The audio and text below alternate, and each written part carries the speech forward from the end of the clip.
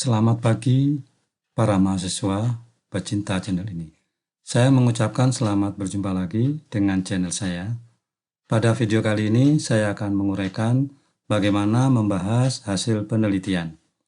Sebelum saya lanjutkan, bagi yang baru bergabung dengan channel saya, silahkan like and subscribe agar channel ini berkembang lebih baik lagi, dan jangan lupa tekan tombol loncengnya agar dapat video terbaru dari saya. Para mahasiswa, setelah Anda menganalisis hasil penelitiannya, maka selanjutnya Anda saatnya untuk memberikan interpretasi untuk menemukan makna dari hasil penelitiannya. Proses membuat interpretasi dan mencari makna data statistik tersebut merupakan pembahasan hasil penelitian. Dalam proses menginterpretasi hasil analisis data, perlu memperhatikan kembali data-data statistik yang telah diamati.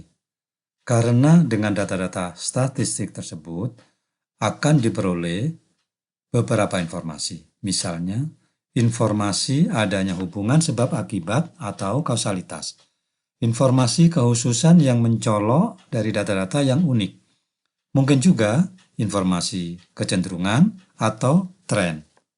Khususnya untuk kecenderungan atau tren ini mengandung nilai prediktif untuk meramalkan terjadinya suatu peristiwa di masa yang akan datang.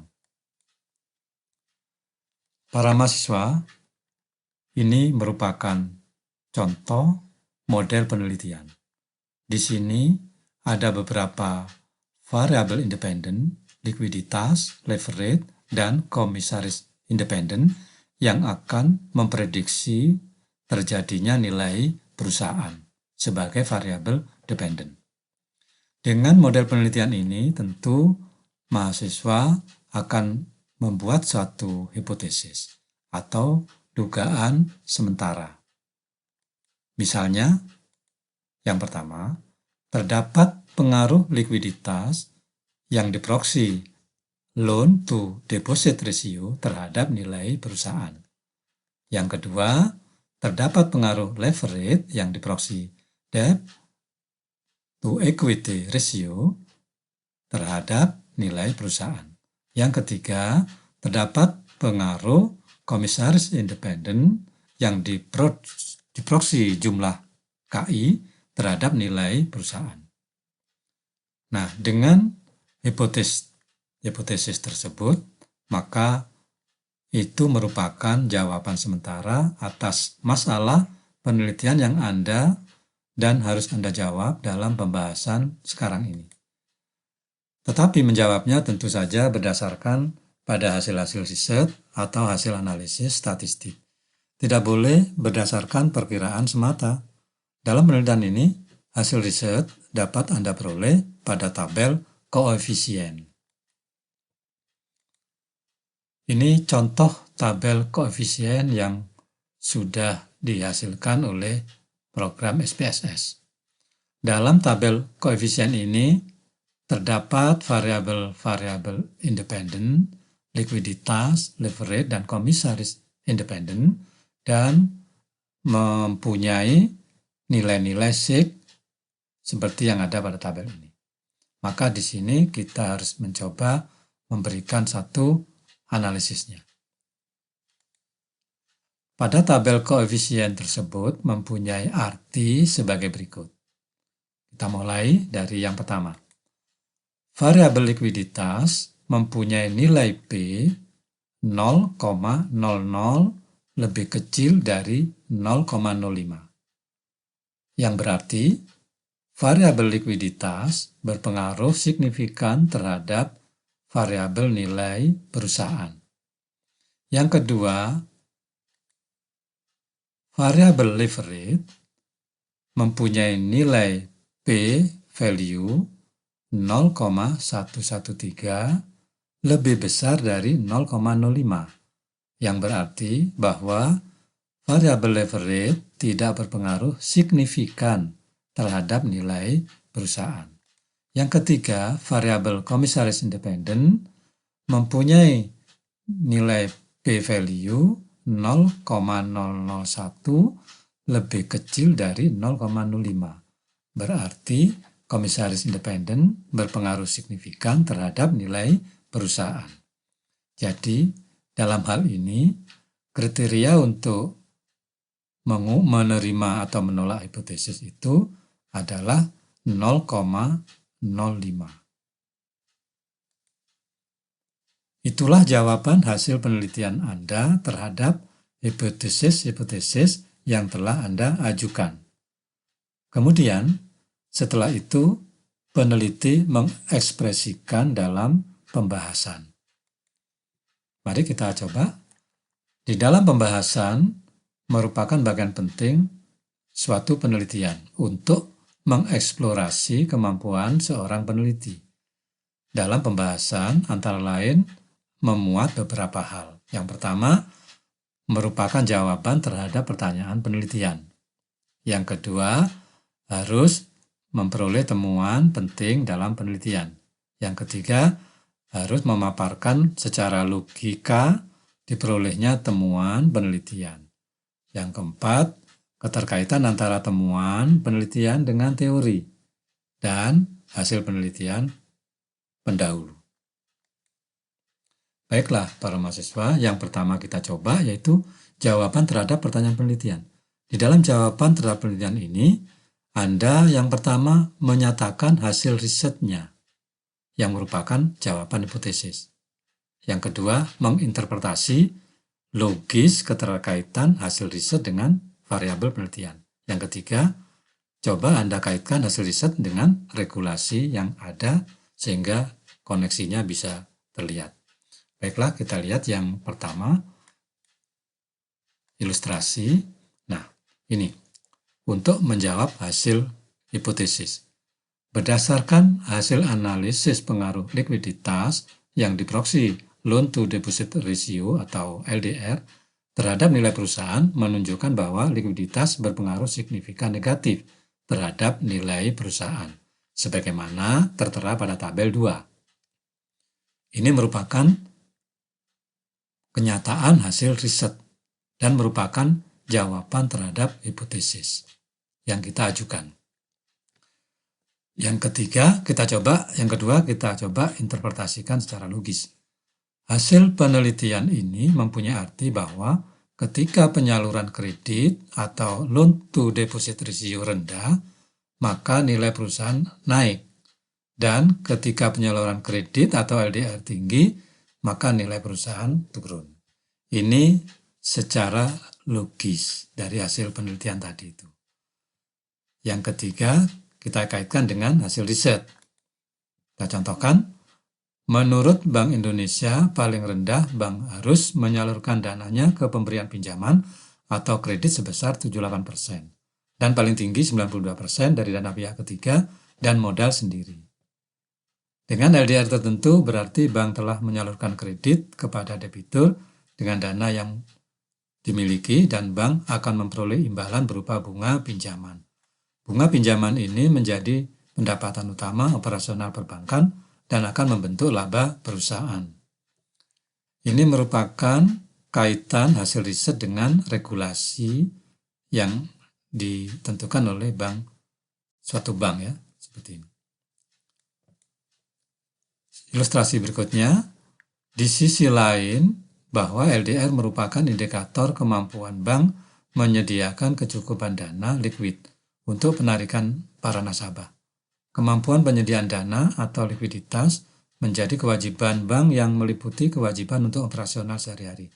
Kewajiban penyediaan likuiditas untuk penarikan dana oleh para deposan, baik tabungan, giro maupun pencairan deposito, serta pencairan fasilitas kredit atas relasi kredit yang telah disetujui oleh manajemen bank. Para mahasiswa, jadi dalam menjawab pertanyaan penelitian itu, ada 3 hal itu yang harus kita jawab. Ya. Yang ketiga itu kita coba dengan regulasi yang ada di perbankan. Bahwa di samping LDR itu merupakan kemampuan bank dalam menyalurkan pinjaman, juga LDR itu akan berarti kemampuan bank untuk menyediakan likuiditas atau dana untuk pencairan bagi para deposan dan para debiturnya. Yang kedua, para mahasiswa, temuan penting dalam penelitian. Dalam temuan penting dalam penelitian ini, Anda mencoba memeriksa kembali data penelitian variabel yang diteliti. Mungkin Anda temukan fakta-fakta yang terkait dengan variabel penelitian. Informasi adanya hubungan, sebab akibat atau kausalitas. Informasi arah atau tren yang terjadi untuk prediksi yang akan datang. Kita ilustrasikan seperti ini contohnya. Ini adalah dari menelusuri data-data penelitian. Dari 85 pengamatan terhadap LDR, terdapat 58 pengamatan LDR berada pada posisi di bawah tingkat LDR yang paling rendah atau di bawah 78% menurut ketentuan Bank Indonesia. Sebanyak 23 pengamatan LDR atau 27% dengan posisi sesuai dengan ketentuan Bank Indonesia, yakni antara 78% sampai 92%. Sebanyak 4 pengamatan LDR atau 5% dengan posisi LDR di atas ketentuan Bank Indonesia. Ini merupakan hasil pengamatan terhadap data statistik yang kita teliti.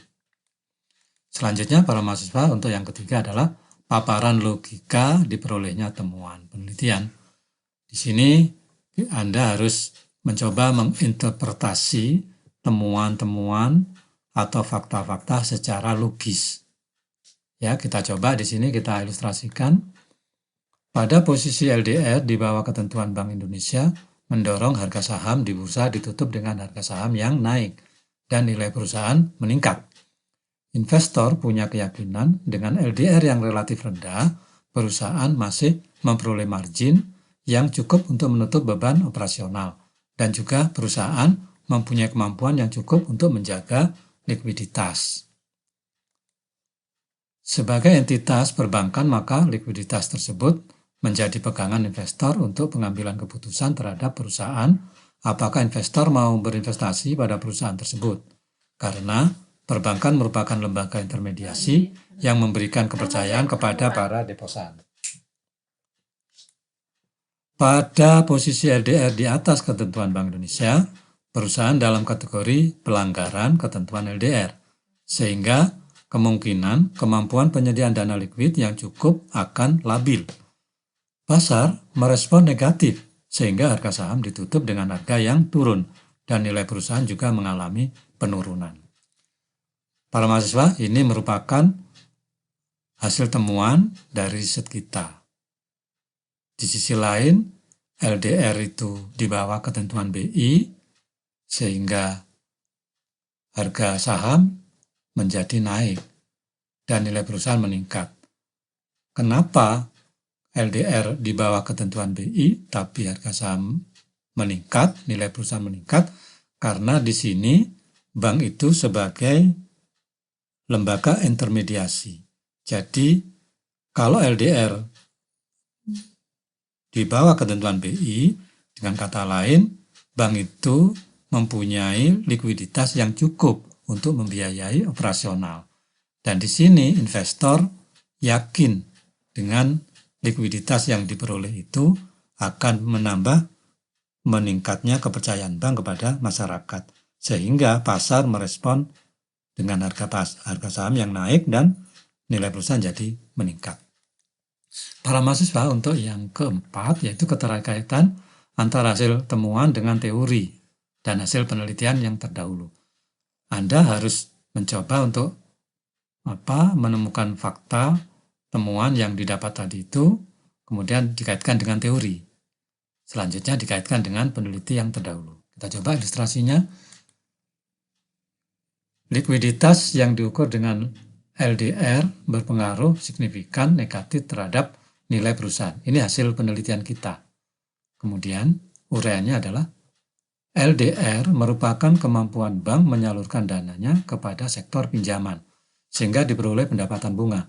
Tetapi bank juga dituntut untuk tetap menjaga likuiditas, yakni kemampuan bank untuk memenuhi kewajiban pembayaran kepada nasabah, Sehingga pemberian pinjaman dan likuiditas menjadi dua hal yang perlu dipertimbangkan.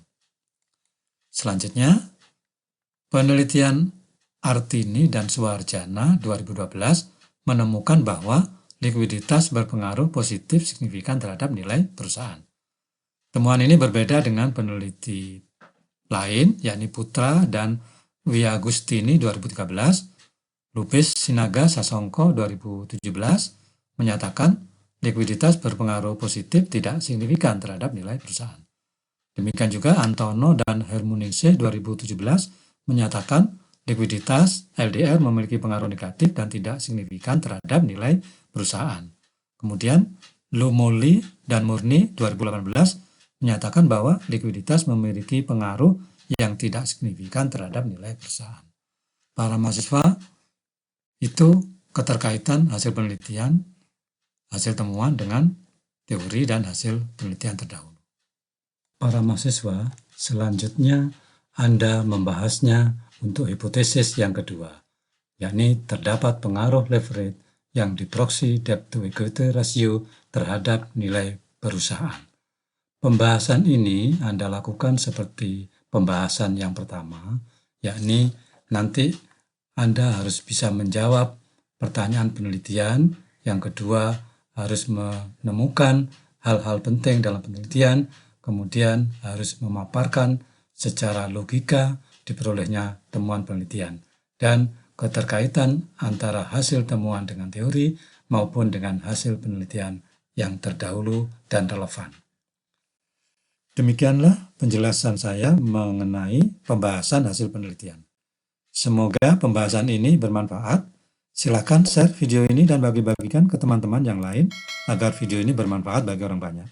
Saya Heri dan sampai jumpa lagi.